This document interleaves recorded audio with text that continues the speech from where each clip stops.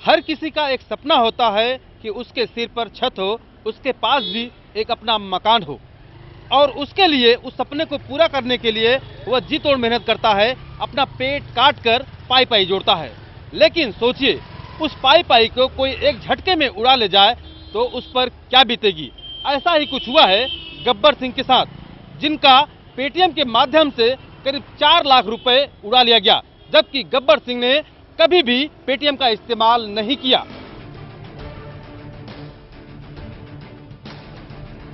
मुसीबत कभी बताकर नहीं आती, कुछ ऐसा ही इनके साथ भी हुआ। सिर पर छत हो, अपना भी एक मकान हो, इसी सपने को साकार करने के लिए पेट काट कर पाई पाई जोड़ी, लेकिन जरूरत पड़ने पर उस पैसे को कोई और चुरा कर ले गया। जी हाँ, दिल्ली के द्वारका इलाके में रहने वाले गब्बर सिंह के साथ ऐसा ही वाकया हुआ है। उनका account state bank of Patiala में है। इनके खाते में करीब 4,16,000 रुपए थे। मकान खरीदने के लिए जब गब्बर सिंह ने एक चेक बिल्डर को दिया तो वो चेक बाउंस हो गया। ऐसे में जब ये बैंक में वजह पता करने के लिए गए तो इनके पैरों तले जमीन खिसक गई। इनकी जिंदगी भर की कमाई बैंक खातों से गायब थी।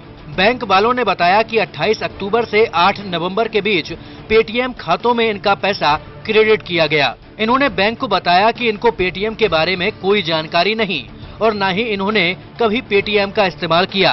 पूरा मामला इन्होंने साइबर सेल में दर्ज करवाया। सर जी, हमारे पास मतलब ये बैंक में जो था पैसे मेरे 4,14,000 रुपये बैंक में थे।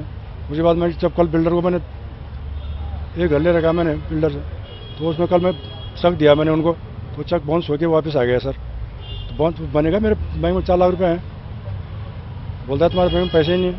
उसके बाद गए हम द्वारका स्टेट बैंक पटियाला में, तो वहाँ मतलब ये स्टेटमेंट निकाला वहाँ से, तो स्टेटमेंट निकाल के सर मतलब पैसे जो पूरे निकले गए। उसके बाद मतलब यार इसमें कुछ बचाई भी क्या है, कुछ भी नहीं। तो बैंक ने आपको बताया कि कैसे फ्रॉड हुआ, कौन किया? ये बैंक बोले थे हमें तुम्हारे मतलब हमारे कोई वो नहीं है इसका। इसमें जो ट्रांजैक्शन दिखाया जा रहा है सब पेटीएम से इस्तेमाल किए गए हैं। 10,000 से कम की अमाउंट जो है उन्होंने शॉपिंग की है। तो आपने कभी अपने जीवन जब जिस तरह फ्रॉड, कभी एटीएम इस्तेमाल किया? नहीं सर, कभी नहीं किया। पेटीएम का इस्तेमाल बताया जा रहा है? नहीं सर, कभी नहीं किया। पेटीएम के बारे में जानते हैं आप? नहीं सर, फोन के बारे में जानते नहीं हम तो एटीएम के बारे में नहीं जानते कैसे निकालते हैं। तो कुल कितनी रकम आपके अकाउंट से गायब? ये 4 लाख रुपये गायब हो गई। साइबर एक्सपर्ट का मानना है कि हो सकता है कि इनका अकाउंट किसी ने हैक किया हो या फिर किसी ने मेल आईडी हैक कर उससे डिटेल ले ली गई हो, क्योंकि बिना इंफॉर्मेशन या हैकिंग के ये फ्रॉड करना मुश्किल है। इस तरह के मामले पहले भी सामने आते रहे हैं, लेकिन लोगों को अब जागरूक होना पड़ेगा, क्योंकि डिजिटल मोड में अब कई तरह की शिकायतें आ रही हैं। देखिए, यही है कि पिछले कई सालों में credit card cloning, bank account hacking, इस तरीके के काफ़ी मामले सामने आए हैं। अब जब बढ़ावा दिया जा रहा है डिजिटल इंडिया की तरफ, बड़े डिजिटल पेमेंट्स करें, ऑनलाइन पेमेंट्स करें, वॉलेट के साथ पेमेंट करें, तो कंज्यूमर का जब तक विश्वास नहीं बढ़ेगा, इस तरीके के मामले कम नहीं होंगे या इस तरह की फ्रॉड होने की उसमें उनका पैसा सुरक्षित है या नहीं है, इस तरीके का जब तक कॉन्फिडेंस, एक विश्वास कंज्यूमर को नहीं होगा, तो डिजिटल पेमेंट हर लेवल के लोगों को, हर सेगमेंट के लोगों को इस्तेमाल करना मुश्किल हो जाएगा।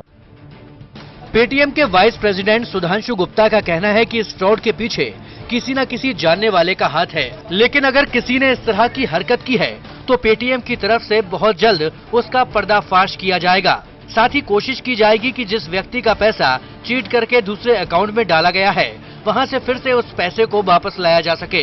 इसके साथ ही लोगों को थोड़ा जागरूक होना पड़ेगा और किसी से भी अपना ओटीपी किसी भी हालत में शेयर नहीं करना चाहिए। हालांकि पेटीएम के जरिए जो भी ट्रांजैक्शन होते हैं उसका सारा रिकॉर्ड पेटीएम के पास होता है। अगर कोई भी किसी भी तरह की गलत गतिविधि करता है तो उसे आसानी से ट्रेस किया जा सकता है।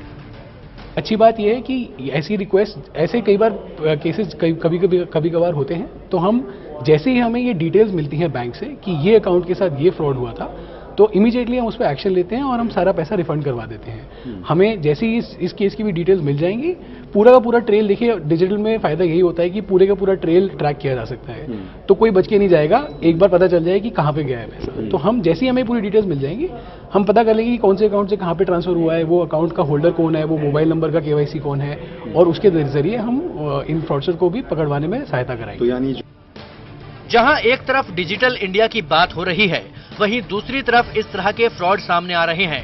सरकार लोगों को डिजिटल ट्रांजैक्शन करने की सलाह दे रही है, ऐसे में इस तरह के फ्रॉड से कहीं न कहीं उस मिशन पर सवाल उठना लाजमी है। लोगों की गाड़ी कमाई को कैसे सुरक्षित रखा जाए, जिससे लोगों का भरोसा सरकार और उसकी इस डिजिटल प्रणाली पर कायम रह सके। कैमरामैन रविंद्र रावत के साथ कृष्ण कुमार सिंह, टोटल न्यूज, दिल्ली।